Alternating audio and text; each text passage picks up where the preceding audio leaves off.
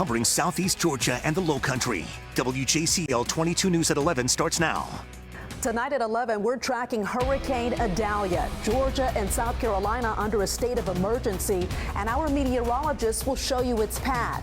Plus, we'll have live team coverage tonight in the areas expected to feel Idalia's impacts the most. So let's get right over to Chief Meteorologist Jeremy Nelson. Jeremy, tell us, what's the latest storm update? All right, thanks, Shannon. And the storm update right now, we have a strengthening hurricane in the eastern Gulf of Mexico, Idalia. Let's check it out here.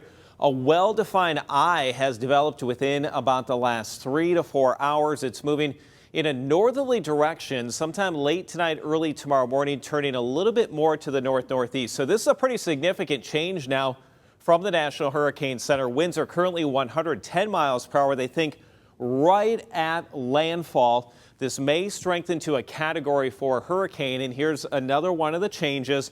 Tomorrow, as this moves across South Georgia, obviously it's going to weaken, but it may hold hurricane intensity very close to the Savannah area or the Savannah River, and then weaken as it pushes through the Carolinas. So that's the forecast position Wednesday, 8 p.m. It has sped it up slightly. That has winds, though, maybe gusting around 80 miles per hour. We'll see if that's true or not. So these hurricane watches, there is the potential. These could be hurricane warnings later tonight or tomorrow morning. So make sure to stay with WJCL 22 for the latest. Bacon and also Pierce County is already under a hurricane warning as this storm begins to move in. Our entire area, the impacts arrive tomorrow. Tropical storm warnings are already in place. So the question is later on, will we see some hurricane warnings expanded across coastal Georgia and the Lowcountry? Current radar, there's the storm churning around into the eastern Gulf. Some of those initial bands of rain will start reaching our area late tonight. And the impacts for our area, 2 to 5 inches or more of rain. The wind gusts 50 to 70 plus miles per hour, highest at the coast and down near the Altamaha River. Coastal flooding and isolated tornadoes, we need to watch that very closely. You can track the very latest. We have all the updates in the free WJCL 22 News app. Check it out. Well, happening now, Georgia, South Carolina under a state of emergency ahead of Hurricane Idalia's impact. And Georgia and South Carolina governors both issuing statements on the social media platform X, formerly known as Twitter. Georgia Governor Brian Kemp saying that the state agencies are prepared to take action if the storm impacts Georgia. In South Carolina, Governor Henry McMaster says although the state may avoid the worst of Idalia's impacts, he declared a state of emergency out of an abundance of caution. Here in Savannah, Mayor Van Johnson issuing a local state of emergency. It goes into effect tomorrow at 6 a.m. A local state of emergency allows the city manager to spend resources to prepare for and also to respond to the storm. Most of our viewing area is under a tropical storm alert. Take a look at this map. All of those counties highlighted are under a tropical storm warning. Impacted areas are expected to arrive tomorrow. And tonight on Tybee Island, residents there are preparing for possible flooding by filling sandbags. WJCL 22 News' Andy Cole joins us now live from the island. Andy, good evening. Hey, good evening, Shannon. Tybee Island officials tell us they ordered a dump truck full of sand. They tell me when it came here this morning, you could see the sand right here. When it came in this morning, it was about 6 feet tall. I can tell you, I'm not 6 feet tall, which tells me residents are taking this one seriously. How much sleep are you going to get tonight? I probably will not have any sleep until this storm is well out to sea. Acting City Manager Michelle Owens is ready for what Idalia has to bring. We've been busy boarding up facilities, moving things off of the beach, cleaning out our storm drains, and just making sure that our island is as ready for whatever comes our way. Part of that means bringing in a dump truck full of sand for locals to make sandbags to protect their homes. It's free for Tybee Island residents. This neighbor told me he decided to come out and help by filling bags, or dozens in this man's case. Whenever there's any type of event where people may need to be checked on, they may need a little bit of extra help, Our citizens who are able and willing do come to their aid. That's part of the sense of community of living on Tybee. Owens tells us this sand comes from a company, not Tybee's Beaches, but if they need more, another truckload will come in Wednesday morning for those last-minute preppers. There's a strong spirit of community on Tybee, and we will all be okay. Andy, any plans yet for evacuations or plans to close Highway 80? Yeah, Shannon, as of now, there are no plans for mandatory evacuation, which is why it's so important that Tybee Island residents come to Memorial Park right behind me, fill up their sandbags and protect their homes. City officials do expect, however, to close down Highway 80 tomorrow night. That's Wednesday night, as they expect rising tides. Reporting now on Tybee Island, I'm Andy Cole, WJCL 22 News. All right, Andy, thanks so much. And we will update you on air and online if and when Highway 80 closes.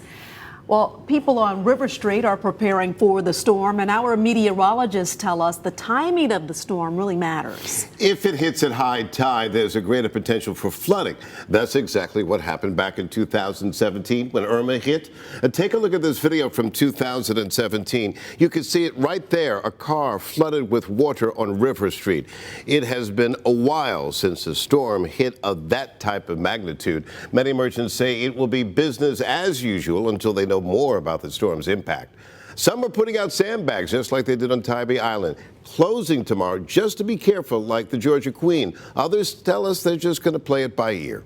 FEMA announcing today that ahead of Idalia's arrival, federal disaster assistance has been made available to Florida. WJCL 22 News' Brooke Butler heard from FEMA officials today. And Brooke, will they extend this assistance to Georgia and South Carolina? Well, Greg, a FEMA spokesperson said they're in regular contact with leaders from both of our states and are ready to act if need be. We have liaisons with each of those states so that we have good open lines of communications so that should there be any requirements that we can rapidly meet those needs.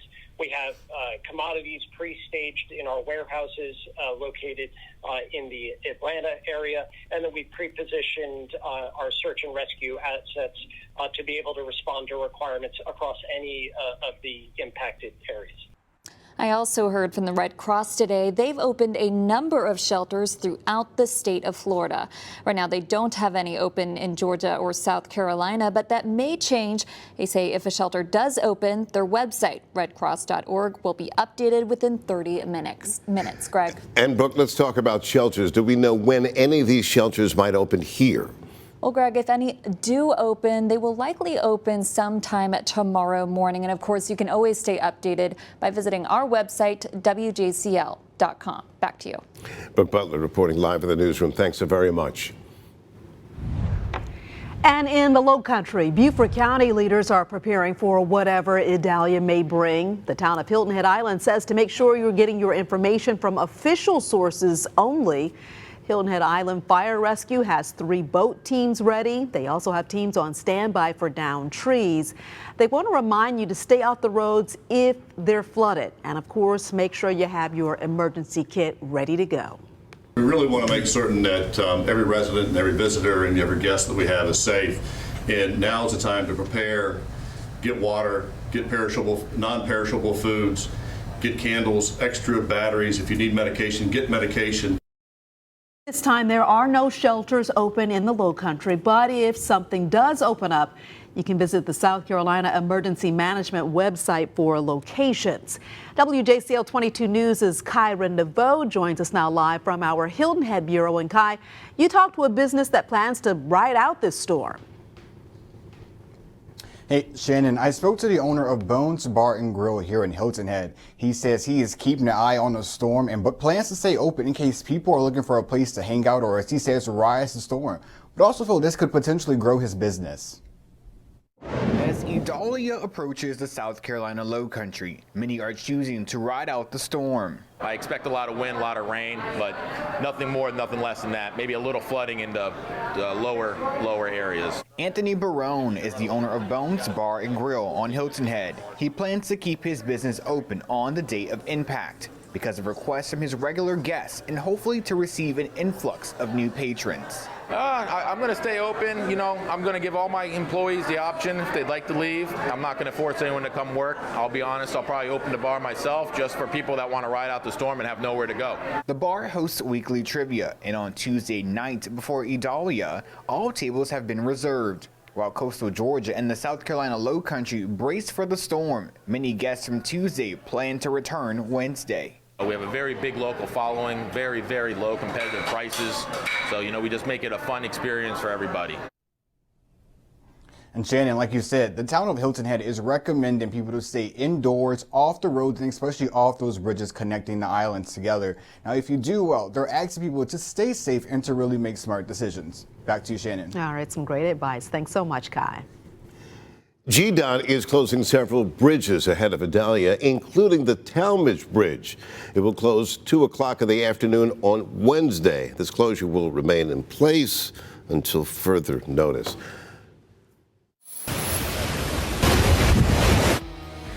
Next at 11, Hurricane Idalia is inching closer to Florida by the moment of the urgent warning from FEMA. Plus, counties along the coast aren't the only ones keeping track of Idalia's path. The message from officials in Bullitt County urging everyone to stay put and stay safe. And the National Hurricane Center says Idalia may make landfall as a Category 4 storm. We'll show you when it turns to the northeast. We'll detail winds for southeast Georgia and the low country, and also how much rain in your neighborhood coming up.